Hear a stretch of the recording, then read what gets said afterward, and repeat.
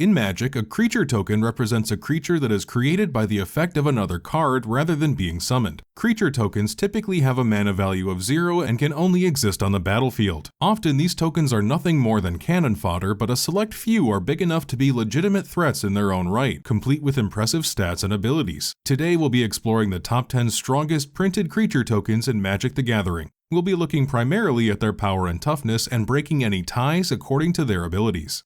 The 10th most powerful creature token in Magic the Gathering is an Eldrazi creature token, which can be created with the effect of the plain card Hedron Fields of Agadeem. This is a 7/7 Eldrazi creature token with Annihilator 1. Annihilator is a keyword that forces the defending player to sacrifice that number of permanents each time the creature attacks. This ability alone is incredibly strong and would ordinarily put this token above many others on this list, but if we're looking primarily at battle stats, then this token is technically the worst of the best. At 9th place is a 5-way tie between 5 vanilla creature tokens, each with 8 power and 8 toughness. The Beast token can be created with the effect of Godsire. This is an 8/8 beast that can be summoned for 4 generic, 1 red, 2 green, and 1 white mana. It has vigilance and can be tapped to spawn a vanilla token of itself. The Kraken token can be created with the effect of Ominous Seas, an enchantment for 1 generic and 1 blue mana. Each time you draw a card, Ominous Seas gains a foreshadow counter. Removing 8 of these spawns the 8/8 Kraken token.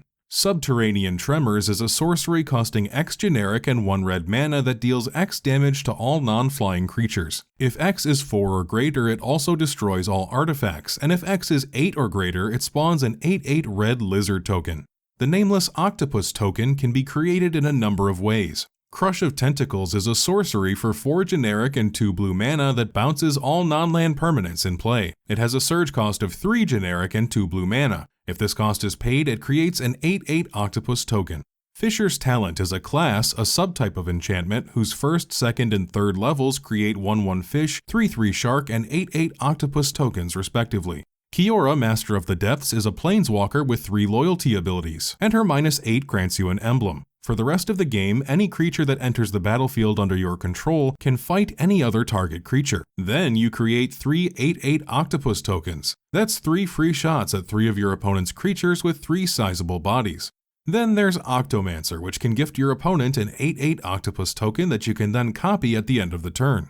Lastly, Kiora makes another appearance on the card Kiora the Rising Tide. This legendary merfolk noble has you draw 2 cards and then discard 2 when she hits the battlefield. She also has a threshold ability. If there are 7 or more cards in your graveyard, each time Kiora attacks, she can spawn Scion of the Deep, a legendary 8/8 octopus token.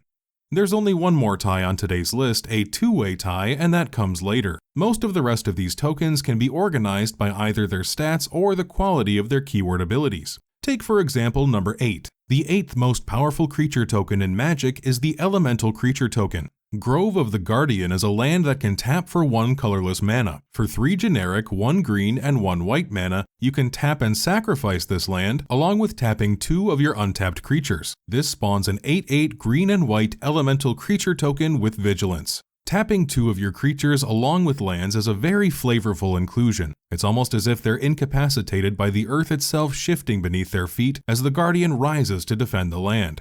Vigilance is a keyword ability that allows a creature to attack without tapping, another very on-theme ability for this elemental dutifully guarding its grove.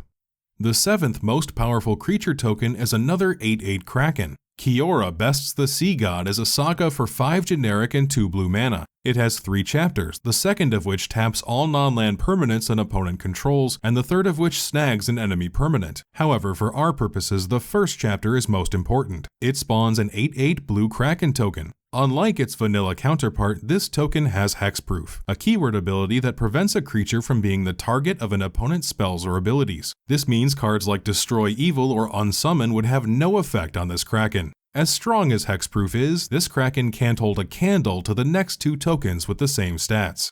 At number 6 on this list is Vecna. You may know Vecna as the antagonist from Season 4 of Stranger Things, the grotesque monster whose immense psychic powers can be counteracted with Kate Bush and the power of friendship. However, the original Vecna first appeared in the tabletop RPG Dungeons & Dragons. Like the Vecna from Stranger Things, he was once a human who became a monster, in this case a lich, and later became a god. So how did he find his way into Magic the Gathering? The Book of Vile Darkness is a legendary artifact costing 3 black mana. If you lose 2 or more life in a given turn, it spawns a 2/2 zombie. However, its aspirations are much higher. By exiling it as well as 2 other named artifacts, Eye of Vecna and Hand of Vecna, it creates Vecna, a legendary 8/8 black zombie god creature token with indestructible. If that weren't strong enough, it also has all the triggered abilities of the artifacts exiled to make it. While these abilities are very impressive and synergistic, they're arguably situational as well. Sometimes simplicity is better. That's why the 5th strongest creature token in Magic is Avacyn. To set the stage, we should first examine Avacyn herself. Avacyn was one of the most powerful beings on the plane of Innistrad, and arguably one of the most powerful non-planeswalkers in the multiverse. She was an angel created by the vampire planeswalker Sorin Markov in an effort to protect the delicate balance of Innistrad's ecosystem. Sorin's reasoning was that if humans were driven to extinction, then vampires would devolve into cannibalism before ultimately going extinct themselves, after which the demons would then rule Innistrad forever. Avacyn served her purpose of protecting the humans of Innistrad, even doing battle against the demon Griselbrand.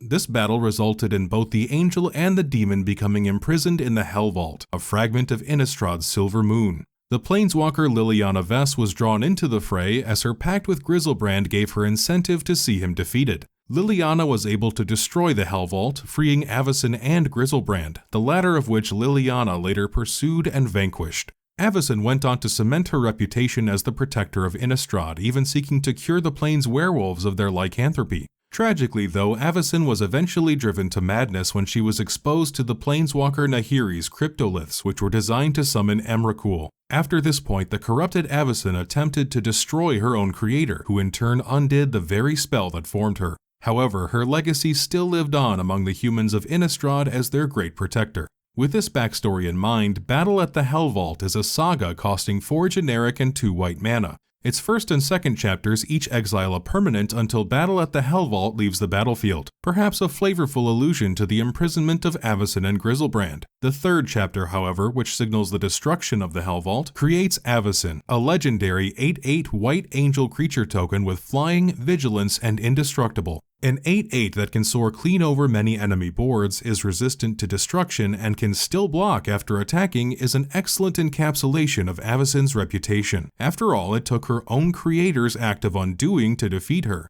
While Avacyn herself met a tragic end, her token, much like her monument on Innistrad, lives on in all its glory.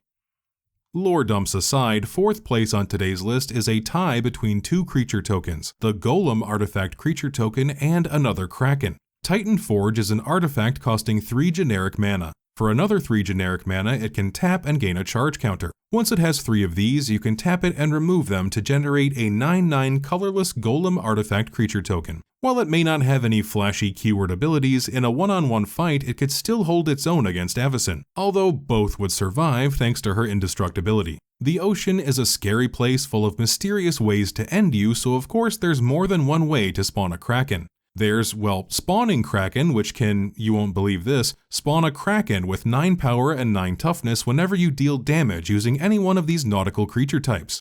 Or you could use Kiora the Crashing Wave, whose -5 lets you pump out a 9/9 Kraken every turn for the rest of the game.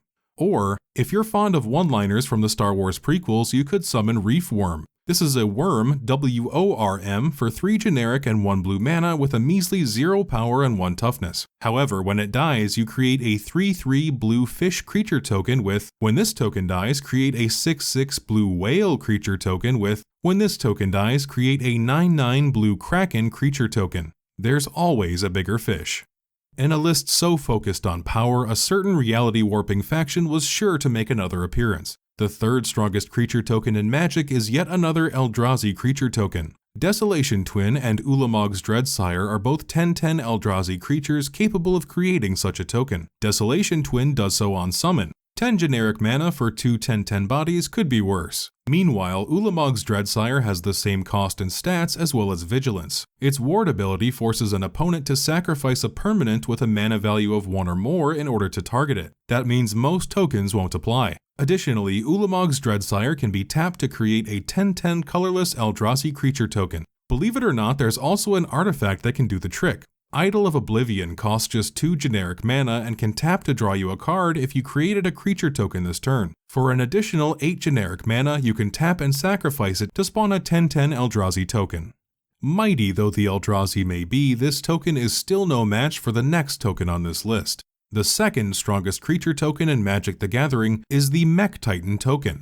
Mech Titan Core is a vehicle costing 2 generic mana with Crew 2. This means you can tap any number of other untapped creatures you control with total power 2 or greater, and then Mech Titan Core becomes an artifact creature with 2 power and 4 toughness until end of turn. However, its token generating ability is what we're really after. For 5 generic mana, you can exile Mech Titan Core along with 4 other artifact creatures or vehicles to create Mech Titan. Mech Titan is a legendary 10/10 construct artifact creature token with flying, vigilance, trample, lifelink, and haste. Mech Titan also happens to be all colors. When Mech Titan leaves the battlefield, return all cards exiled with this vehicle, except Mech Titan Core, to the battlefield tapped under their owner's control. Being all colors gives this token the incredible versatility to fit into just about any deck. Flying, vigilance, trample, and lifelink mean you're pretty much guaranteed to gain a bonus 10 life every combat, while typically doing at least some overflow damage when attacking. Haste also means Mech Titan can hit the board swinging, a terrifying creature to face down against unless your opponent has some sort of removal in the holster. The best part is that even when Mech Titan gets removed, either being destroyed, exiled, or by any other means, you get back most of the materials used to make it. And yet, Mech Titan still isn't the most powerful creature token by the metrics of this list.